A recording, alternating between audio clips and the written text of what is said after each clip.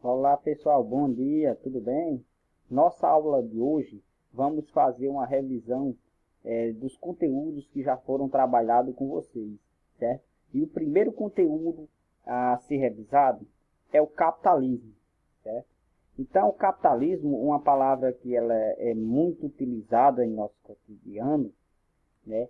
O capitalismo é um sistema social e econômico que ele se desenvolveu na Europa, certo? Substituindo o feudalismo, com a crise do feudalismo, e se expandiu pelo mundo a partir do século XV. Certo? Esse sistema capitalista, ele tem algumas características básicas. Primeiro, é uma economia de mercado, como aí está sendo chamada, né, de economia de mercado. O capitalismo, ele tem como característica, né, o livre comércio, a existência de duas classes sociais, né, a classe detentora dos meios de produção, que é a minoria, que corresponde à burguesia, e a classe que é a classe trabalhadora, que corresponde à maioria, certo? Que chamado de proletariado. Certo? A desigualdade social é uma das características básicas do capitalismo. Se não existir a desigualdade, a diferença entre ricos e pobres não é capitalismo, certo? E o acúmulo de riquezas, de capitais, porque o principal objetivo do capitalismo é sempre obter o lucro, certo? Então, o capitalismo ele se expandiu pelo mundo, né, a partir do século XV, certo? Mas foi a partir com o fim da Guerra Fria, né, principalmente no início da década de 1990, que o capitalismo ele teve uma expansão maior, alcançou mais áreas pelo mundo, certo? Tendo em vista que durante a Guerra Fria, o capitalismo e outro sistema que era o socialismo, existiam essa disputa disputa ideológica entre esses dois sistemas econômicos, socioeconômicos. Com a Guerra Fria, com o fim da União Soviética, que era socialista, aí começou a ter o processo de mundialização do capitalismo, em que o capitalismo passou a ser adotado até mesmo por países que antes eram socialistas. E hoje, no mundo, apenas 2 países ainda adotam o sistema socialista, certo? Não é capitalista. No caso, Cuba, certo? Que é o que mais se aproxima de um ideal socialista, e Coreia do Norte, né, que mesmo se diz ser socialista, esse e outro, mas parece mais um projeto tirânico, né, de tentar transformar aquele país em uma potência nuclear militar. O capitalismo, ao longo de sua história, ele passou por fases, certo? Cada uma dessas fases, elas são embasadas, né, por doutrinas econômicas, certo? Por teóricos que contribuíram com seus estudos, né, com seus ideais, para embasar teoricamente cada uma dessas fases. Né? Então, teve a fase comercial, eu vou detalhar já lá na frente cada uma delas, né? A fase comercial do século XV ao século XVIII, a fase industrial, século XVIII e século XIX, financeiro e monopolista, século XIX ao século XX, né? E a informacional a partir de 1970 até os dias atuais. Certo? Então, começando aqui, o capitalismo comercial, ele teve início, né, a partir das grandes navegações. Foi nesse período, né, entre o século XV e século XVI, em que o capitalismo passou a se expandir por outros lugares, né, do mundo. Certo? Então, essa primeira fase do capitalismo, certo? Ela ganhou força com o desenvolvimento da burguesia comercial europeia, certo? E ela foi impulsionada pelas grandes navegações, certo? Então, as invenções, o desenvolvimento na indústria naval europeia proporcionou com que os europeus eles chegassem a outros lugares que até então não era conhecido pelos europeus, né? Inclusive a América, né? Depois eles vieram já um pouquinho mais tarde, descobriram a Oceania e outras áreas, certo? Então, a partir de aí, começou um processo de trocas comerciais, certo? E essas trocas comerciais, ela é a principal característica dessa primeira fase do capitalismo. Por isso o nome capitalismo comercial, certo? Na época não existia uma moeda, né? A riqueza e o poder do país era medido pela quantidade de metais preciosos que o país tinha, certo? Então, isso, como não existia uma moeda, existiam as trocas comerciais. Uma determinada nação tinha um produto, outra tinha outro, então fazia essas trocas, certo? A doutrina, né, a principal doutrina econômica que embasou essa primeira fase do capitalismo foi a mercantilista, criada pelos economistas, né, o inglês, o Thomas More, e o francês, ministro das finanças do rei Luís, né, o Jean-Baptiste Coubertin, certo? E a doutrina mercantilista, ela defendia a intervenção governamental nas relações comerciais a fim de promover a prosperidade nacional e aumentar o poder dos estados nacionais absolutistas. Então, resumindo, todas as trocas comerciais e relações comerciais deveriam ser proporcionadas pelo Estado, e o lucro deveria vir para os estados, certo? Nesse período, né, que ficou conhecido como mercantilismo, né, em virtude desse pensamento, dessa doutrina econômica, certo? Essa doutrina, ela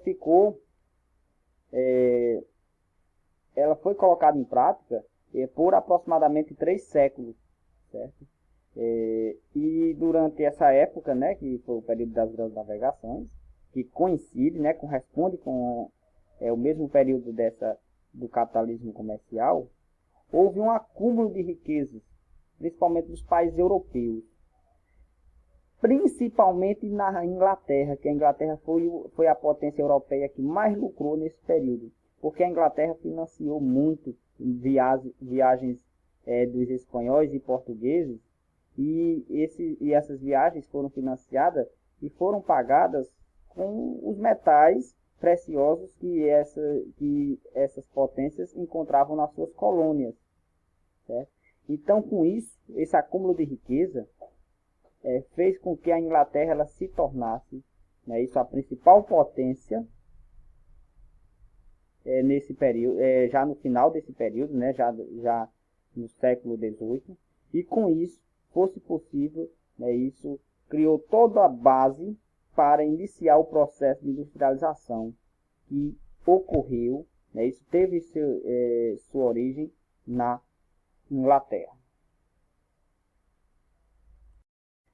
Aí, com o processo de industrialização, certo? Aí marcou o início da segunda fase do capitalismo, que ficou conhecida como capitalismo industrial, que aconteceu entre o século XVIII e o século XIX. Então, teve a Revolução Industrial, como eu já falei, né, na Inglaterra, que acumulou mais riqueza durante o período mercantilista, durante a primeira fase do capitalismo. A primeira Revolução Industrial ficou caracterizada, né, pela invenção do tear mecânico e da locomotiva a vapor, certo? Além disso, o uso do carvão mineral como principal fonte de energia. Nessa segunda fase do capitalismo, o comércio perde importância e começa a ganhar importância uma outra atividade, né? A atividade industrial, aquela que transforma a matéria-prima em produtos, em outros bens de consumo, certo? Então, começou a ter a produção de mercadorias por trabalho assalariado, lembrando que durante o capitalismo comercial, a força de trabalho que prevalecia era o trabalho escravo, certo? Teve mais acúmulo de lucro pela burguesia, através da mais-valia, mesmo pagando o trabalhador, como eu sempre gosto de fazer essa pergunta. Será qual é o mais viável para o trabalho, para o capitalismo? O trabalho escravo, como acontecia no capitalismo comercial, ou o trabalho assalariado que acontece nos dias de hoje? O mais viável, pessoal, é o trabalho assalariado, porque o trabalho assalariado, aquele trabalhador que está recebendo um salário, ele vai comprar, ele vai consumir, e ao consumir, ele vai fazer com que o capital, né, circule, certo? Então, o mais viável para o capitalismo é o trabalho assalariado. E sem contar que, mas o trabalhador, o patrão vai ter que pagar um valor ao trabalhador. Mas a questão da mais-valia, né, é um conceito muito discutido por Karl Marx, em que o valor do trabalho, da força de trabalho, ele não é pago de forma correta ao trabalhador. Então, todo produto, uma simples caneta, a um carro ou um avião, vai ter lá o valor do trabalhador. Só que esse valor que corresponde àquele trabalho, ele não é repassado. Por exemplo, uma caneta custa R$2. Naquela caneta, digamos que a força de trabalho, o empregador, ele gastou, para produzir aquela caneta, ele gastou 50 centavos. Ele pagou era o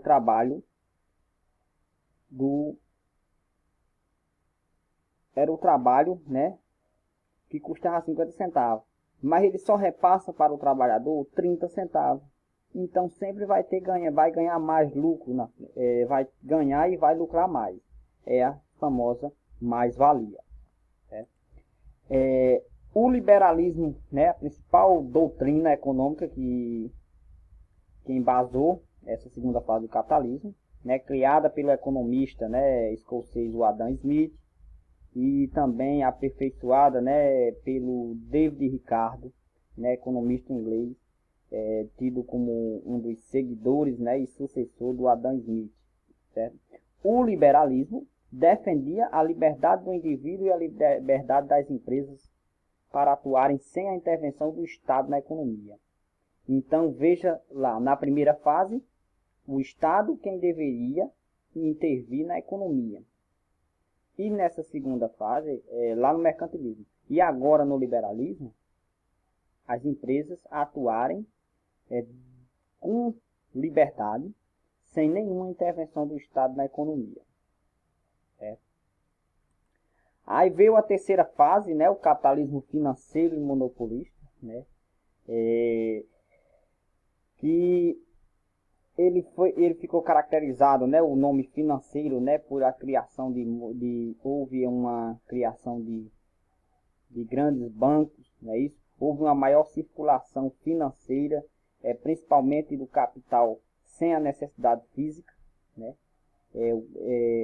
Houve a criação o surgimento de bolsas de valores, né, onde são feitas compras e vendas de ações de empresa, e também houve um desenvolvimento de muitas empresas, né, do monopólio que marcaram muitos monopólios aí, muitas empresas multinacionais. Então, por isso o nome capitalismo financeiro e monopolista, que coincide, né, o século XIX com a segunda revolução industrial, que a segunda revolução industrial tem como principal invenção o motor a diesel, né, e como principais fontes de energia a eletricidade e o petróleo.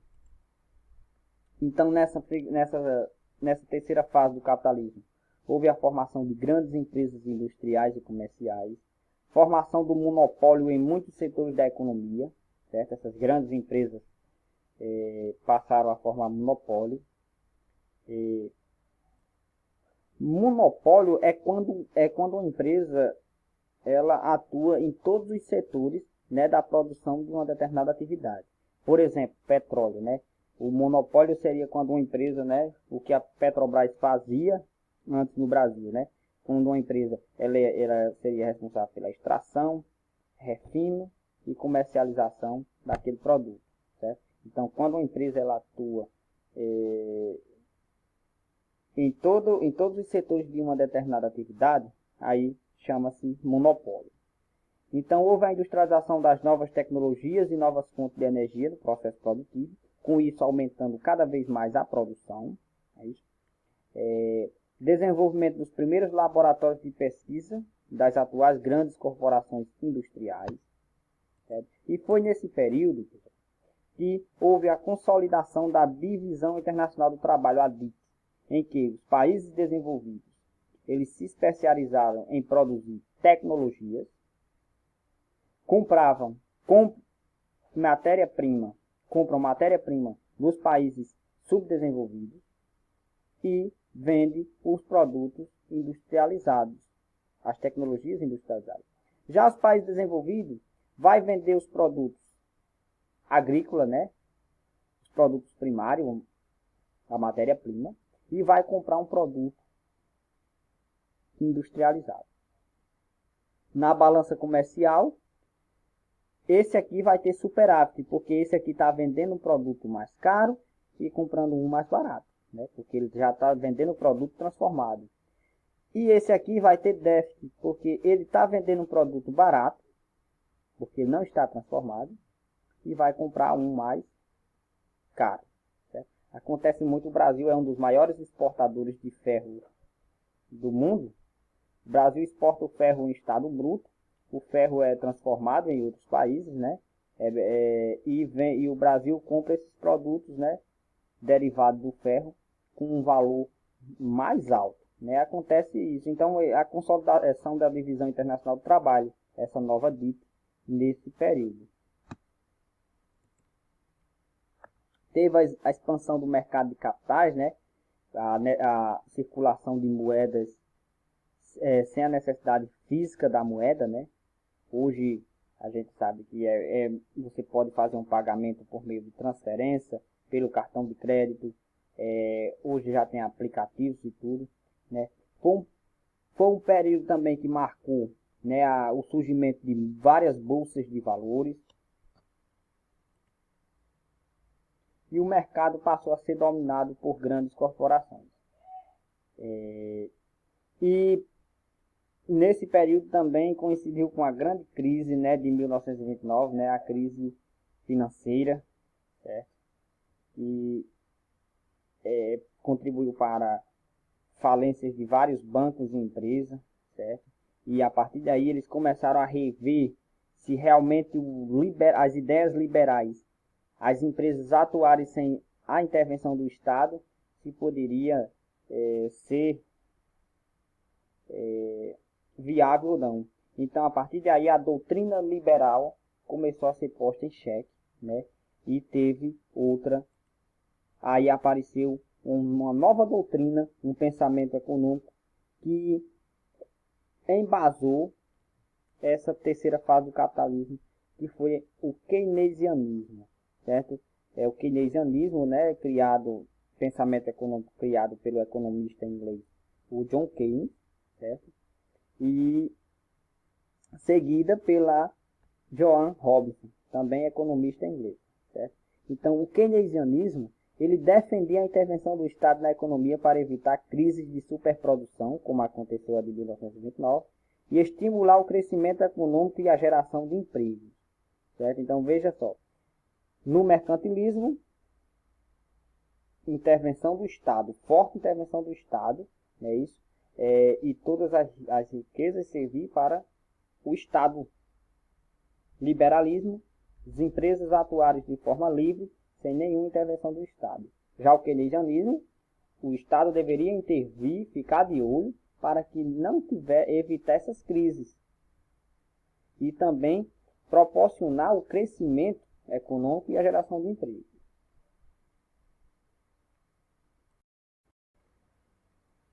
Aí, pessoal, a partir da década de 1970, né, teve início, né, a quarta e atual fase do capitalismo, né, a fase informacional, certo? Que teve início com a terceira revolução industrial ou revolução técnico-científica informacional, né, que foi uma série de avanços e desenvolvimentos, né, na ciência e nas tecnologias, né. Nesse período, temos como principal invenção a internet e a robótica.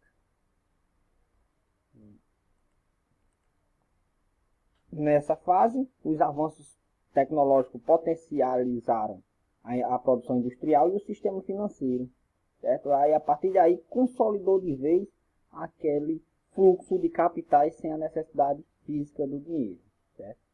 A fase que o conhecimento, né, marcada pelo conhecimento, não por uma fonte de energia específica, como foi a primeira e a segunda revolução industrial, certo? E principalmente conhecimento informacional. E esse conhecimento informacional, será que ele está distribuído de maneira igual pelo mundo? Né? A resposta é que não. Por quê? Existem países, né, que detêm mais tecnologias, investem mais nas tecnologias do que outros países, né? Então, os países desenvolvidos, eles têm um acesso maior aos conhecimentos informacionais em virtude de investir, certo? Essa tabela aqui mostra, né, como acontece os investimentos, né, em pesquisa e desenvolvimento. Esse investimento vai gerar publicações que geram receitas, né? Tem países que não investem tanto, né? Não dá importância para as pesquisas, certo? Então, por isso que esse conhecimento informacional ele está distribuído de maneira desigual pelo mundo, certo? Então, foi um período que houve o desenvolvimento de parques tecnológicos ou tecnopolos, que são aqueles locais onde reúne empresas, sedes de empresas de tecnologias, as tecnologias mais avançadas, né? Como, por exemplo, aqui a imagem aqui do Vale do Silício, né? Aqui é onde tem a sede da Google, do Yahoo, da Intel. Então, empresas de altas tecnologias, certo? Então, esses centros que reúnem essas empresas de alta tecnologia, onde se concentram muitas pesquisas nessas áreas, são chamadas de tecnopolos. A doutrina que embasa essa atual fase do capitalismo é a doutrina, o neoliberalismo, que ela busca aplicar os princípios do liberalismo clássico ao capitalismo atual, só que com algumas alterações. A liberdade de comércio, sim, mas aceitam a intervenção mínima do Estado, principalmente para assegurar a estabilidade monetária e a livre concorrência, certo? Então, qual é o papel do Estado seguindo os princípios neoliberais? Simplesmente, se estiver tendo crise, se a uma empresa estiver indo em falência, entrando em processo de falência, o Estado ajudar lá, injetar dinheiro para ajudar. Ou se, por exemplo, né, ter empresas estatais, o Estado fazer por onde essas empresas, privatizar essas empresas, certo? Privatizar os serviços dessas empresas, que essas empresas oferecem. E também defendem a abertura econômica financeira e a privatização de estatais, certo? Foi criar os principais teóricos, né? O alemão, o Alexander Ruston e o Milton Friedman, norte-americano, certo? Então, são os principais teóricos dessa doutrina neoliberal, que foi implementada, né, foi colocada em prática, né, por Ronald Reagan dos Estados Unidos, certo? Em seu discurso, né, de implementação do neoliberalismo, diz que na atual crise o governo não é a solução dos nossos problemas, o governo é o problema. Com isso, se a gente for analisar essa frase, ele quer dizer que o governo não deve regulamentar muito a economia. Tem que fazer por onde as empresas atuarem com uma certa liberdade, certo? E também a primeira dama, né, de ferro, né, conhecida como a Dama de Ferro, a primeira ministra da Inglaterra, a Margaret Thatcher, que, segundo seu pensamento, era reduzir o papel do Estado na economia e aumentar a competitividade das empresas. Esse é o principal argumento do discurso neoliberal para privatizar as estatais. Em 2008 teve a crise financeira, né, que eclodiu no setor imobiliário dos Estados Unidos e espalhou pelo mundo, né, e colocou o neoliberalismo em xeque, certo? Então houve uma ampliação dos fluxos de capitais e houve, devido à falta de controle do Estado sobre o mercado. Então, com isso, os princípios neoliberais eles começaram a ser criticados, certo? Inclusive, alguns países, né, passaram a adotar medidas protetivas em suas economias que vai de encontro a esses princípios neoliberais. O governo Obama, né, ele criou o plano de regulação com a maior intervenção do Estado, certo? Então, de acordo com ele, né, ele diz que o mercado ele tem seu poder de gerar riqueza e expandir liberdade, mas com a crise que aconteceu em 2008, faz lembrar que tem que ter um olhar atento do Estado, tem que ter uma fiscalização do Estado para que as coisas não saiam do controle, certo? Então era isso, pessoal, aqui as nossas referências, certo?